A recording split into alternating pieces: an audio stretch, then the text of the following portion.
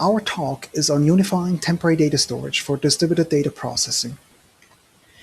Managing temporary data efficiently is key to the performance of cluster computing workloads. Common examples of temporary data are datasets generated during shuffle or broadcast operations in frameworks like Spark, Flink, or Hadoop. Another form of temporary data are intermediate results shared between jobs in more complex multi-job pipelines. All these datasets are temporary as they are no longer needed once the job completes.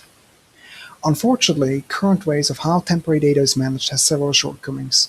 First, inefficiencies in the software stack often make it difficult to leverage fast networking and storage hardware. This is unfortunate because exchanging temporary data between tasks is a network and storage intensive operation and will greatly benefit from recent improvements in networking and storage hardware, such as RDMA or NVMe flash.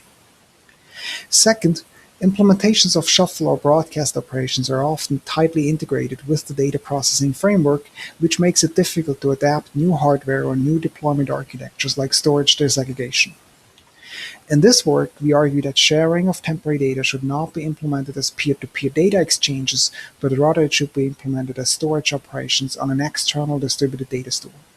By doing so, support for new hardware or new deployment modes can be added to the data store and immediately all the high-level operations will benefit from it.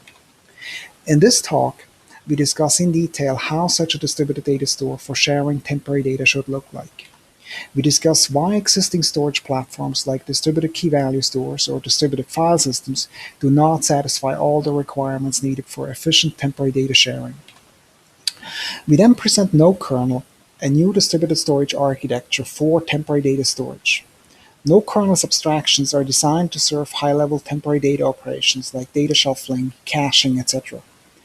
Grail, our implementation of the NodeKernel architecture for RDMA networking and NVMe flash, is able to accelerate data processing workloads by using the hardware more efficiently.